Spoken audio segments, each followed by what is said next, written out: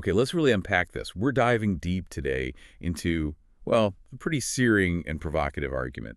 It challenges the whole history of environmentalism, really. Yeah, from folks like John Muir way back when, right up to the latest carbon capture schemes we hear about. Exactly. Our mission here is to get into Jason W. Moore's 2024 essay from the Baffler. He basically argues that mainstream environmentalism, far from being some kind of popular rebellion, has actually mostly functioned to centralize power. And to protect the fundamental structures of capitalism. It's quite the claim. It really is. It kind of strips away that, feel-good story we often get around Earth Day and things like that. But Moore's work, it really forces you to ask, when did saving the planet become this enterprise that seems to serve the powerful instead of, an effort to democratize life itself? And he pinpoints a specific moment as a kind of launch point for this critique. It's one we often hear about as this great environmental awakening. The 1969 Santa Barbara oil spill. That's the one. You had affluent California beaches just covered in oil. President Nixon even visited, right? And he promised that economic growth wouldn't come at the cost of the destruction of all those things of beauty. Right, and that promise, or maybe the way it was handled, that's sort of the core issue for Moore. The crisis got immediate, high-level political attention, elite attention. So Moore saying what came out of that and the first Earth Day that followed wasn't really a popular uprising. Not in the way we might think. He argues it solidified what he calls an ego-industrial complex. His central thesis, the title, The Fear and the Fix, Environmentalism Serves the Powerful, suggests the whole movement fundamentally sidestepped the real issue. Which is? The concentration of economic and political power. It never really confronted that head-on, according to him. Okay, before we dig into the history he lays out, we probably need to understand Moore's specific angle here. Because he's not just recounting events, is he?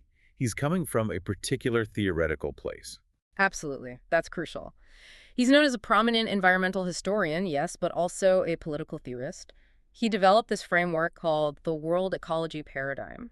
World ecology, what does that mean in practice? How does that lens change how he sees things? Well, it's fundamental to his whole analysis. He's building on and elaborating a Marxist tradition, thinking about class struggle, power, profit, but integrating life and nature directly into that. So for Moore, world ecology means capitalism isn't just like an economic system floating on top of nature. He's embedded in it. Deeply. He sees it as this vast metabolic relationship. It actively reorganizes nature, and that includes human labor, bodies, time, soil, energy, everything constantly seeking ways to make things cheaper for capital accumulation.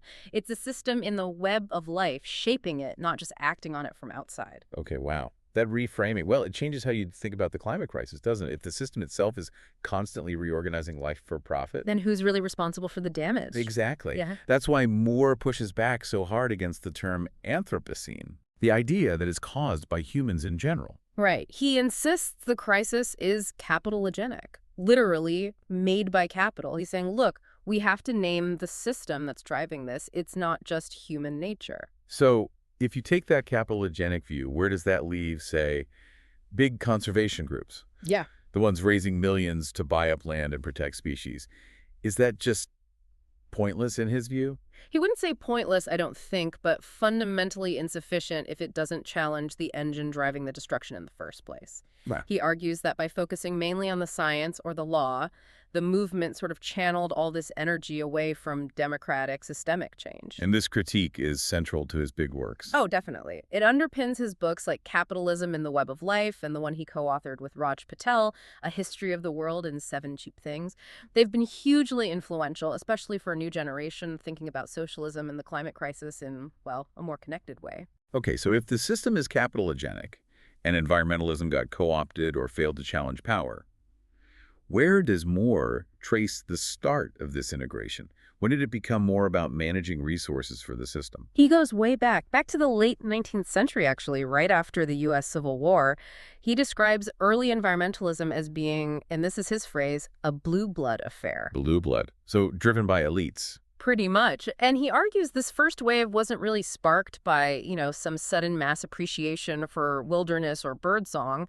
It was a practical necessity for expanding industrial capitalism. How so? What was the link? Well, think about it. You've got these massive new industrial corporations emerging, dominating the economy. The demand for resources just exploded. He gives the example of softwood lumber output apparently tripled between 1865 and the turn of the century. Right. Industry needs raw materials. And it needs them reliably and efficiently. So capitalism itself started to require systematic, rational resource management just to keep growing without hitting constant bottlenecks or crises. Moore's point is, it wasn't primarily about saving nature from exploitation. It was about making the exploitation more orderly, more efficient. Precisely. Managing it effectively for continued economic expansion.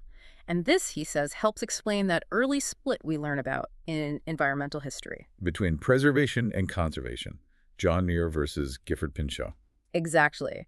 Moore frames it less as a deep philosophical battle and more as two complementary strategies for managing resources for capital. You had preservation, led by Muir and the Sierra Club, whose board, Moore notes, included senators, chief justices, powerful people. They focused on setting aside certain lands as national parks. Often lands that weren't immediately valuable for industry, perhaps. Often, yeah. And Moore is blunt, pointing out this often involved wresting lands from indigenous control. Then you had conservation, championed by Gifford Pinchot. He was a professional forester, a technocrat. His focus was all about efficiency, minimizing waste, maximizing the wise use of resources for sustained economic benefit. So one wanted beautiful places managed and set aside. The other wanted productive resources managed efficiently. But both approaches ultimately served the needs of ongoing capitalist development and expansion. Moore argues environmentalism was baked into the business and political logic of managing change right from the start. It wasn't oppositional. It was part of the administrative toolkit. You could say that. It helped provide the framework to make sure resource issues didn't derail the main economic engine. Okay, let's jump forward then, the 1960s. That decade feels different. It seems like there was real radical potential bubbling up. You have Rachel Carson's Silent Spring in '62. And Carson was doing something different, wasn't she? She wasn't just talking about birds dying. She was connecting the dots directly back to corporate power, to the chemical industry, to this relentless pursuit of, as she put it, quick and easy profit. That sounds like a challenge to the system itself. It absolutely had that potential. And you saw glimpses of it connecting with other movements. Yeah. Moore mentions the Students for a Democratic Society, SDS, demanding universities ban recruiters from Dow Chemical. Because Dow made napalm and Agent Orange for the Vietnam War. Exactly. That was a direct hit, linking corporate power, militarism, and ecocide, a really radical connection. But Moore argues the institutional forces moved very quickly to kind of channel that energy, to contain it. How did they do that? Where did that radical energy go? Well, a lot of it went into forming new professionalized environmental organizations. And crucially, this is where the money trail becomes really important. Follow the money. Pretty much. Groups like the Environmental Defense Fund, EDF, and the Natural Resources Defense Council, NRDC, which became hugely influential, were basically made solvent right away by big grants from the Ford Foundation. Okay. Ford Foundation money flowing into environmental law groups. What's the catch, according to Moore? He highlights this really telling story about a lawyer named Victor Yannicone. He was apparently quite fiery, coined the phrase, sue the bastards. Catchy. Right. But Yannicone was let go from the EDF. Why? Because he proposed a massive class action lawsuit against all the DDT manufacturers. That's massive. For $30 billion back then. Okay, that would have been disruptive, to say the least. What does Moore say was the reason that got shut down? He suggests the internal reasoning, perhaps revealed in documents, was that big chemical was just too important, too central to the whole military-industrial complex.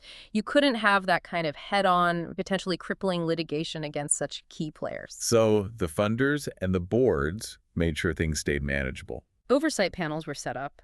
The idea was to ensure environmental litigation focused on specific regulations, on technical fixes. It needed to stay in its lane reform, not revolution. No fundamental challenges to corporate power or liability on that scale. And this quieter, more institutional path leads us right to the first Earth Day in 1970. Moore sees that event quite differently than the usual narrative, doesn't he? Very differently. He describes it as charting this very liberal bipartisan course, which sounds good, maybe, but he contrasts it sharply with the mass civil disobedience, the anti-war protests, the more radical stuff happening simultaneously. But Earth Day was almost A safety valve. In a way, it helped create a narrative that was acceptable to power. Think about the famous slogan associated with it from the Pogo comic strip. Right. We have met the enemy, and he is us. Right. Shifting the blame from specific actors to everyone. Exactly. It makes the problem a universal human failing, not a result of specific power structures or corporate decisions.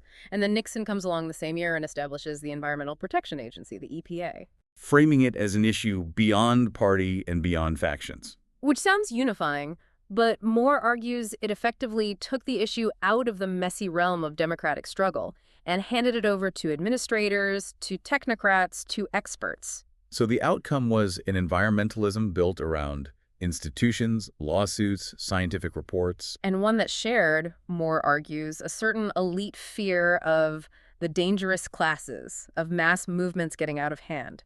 It avoided the fight for real democratic power over the economy and resources. And instead opted for scientific formulas to solve what were actually political questions. Yes. The mantra became, listen to the science, not follow the people.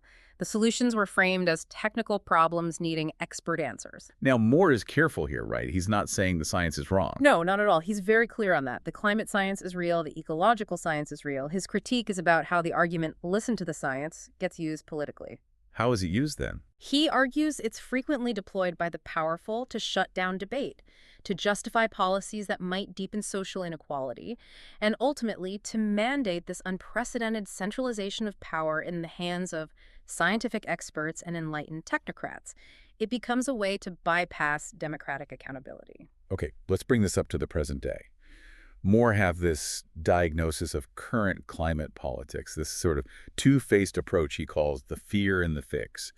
How does that follow from the history he's laid out? It feels like the logical endpoint, doesn't it? He describes it as a Janus face. On one side, you have the fear, which is all the rhetoric about existential threat, climate doomism.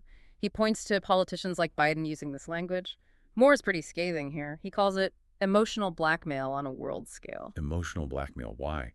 Isn't the threat real?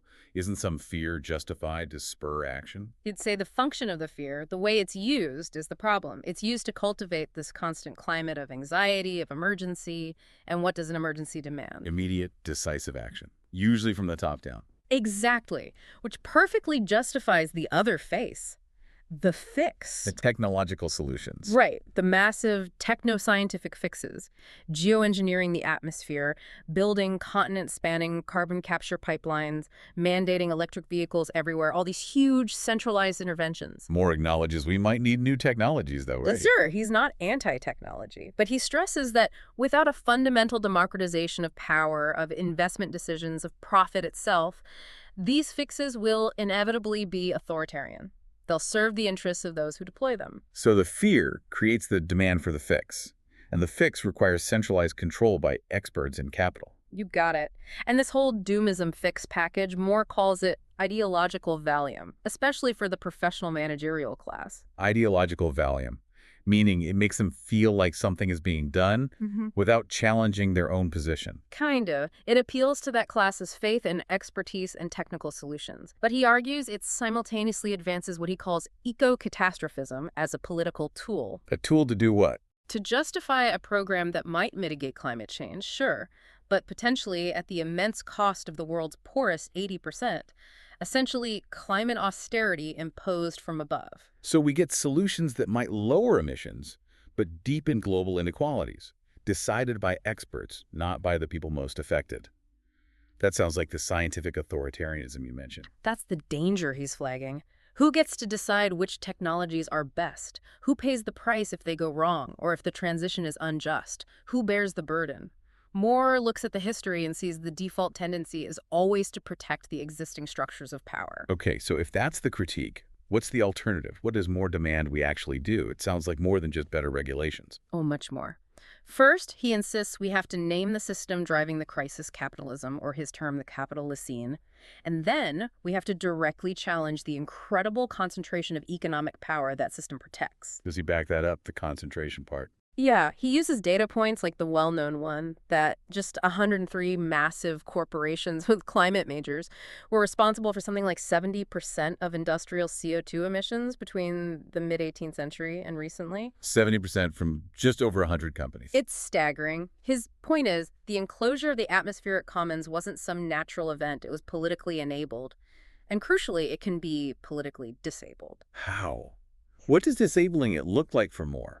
It's not just about voting differently within the current system. He calls for a radical extension of democracy, what he terms planetary democratization. Planetary democratization. That sounds big. What does it involve? It's not just more public participation in existing processes. It's about fundamentally reimagining how science itself works, questioning which technologies get researched and developed based on whose needs, and figuring out how investment trillions of dollars can be socialized. Socialized investment, meaning taken out of private hands and directed democratically. Directed in the interest of humanity and the rest of life, yeah.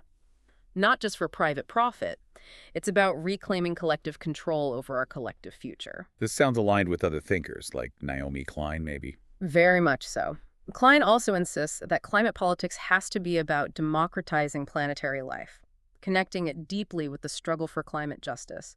For Moore, the core struggle isn't finding the next silver bullet gadget. It's about deciding, together, democratically, whose interests any new gadget or system actually serves. He even suggests the current system stifles real innovation. Yeah, he notes that even science's ability to produce genuinely disruptive insights that might challenge power seems to be withering because research agendas are so often tied to the same power structures. So Moore's whole argument really forces you, the listener, to question whether these elite-led climate politics, focused on fear and technocratic fixes, can ever deliver a just or even effective solution. Right.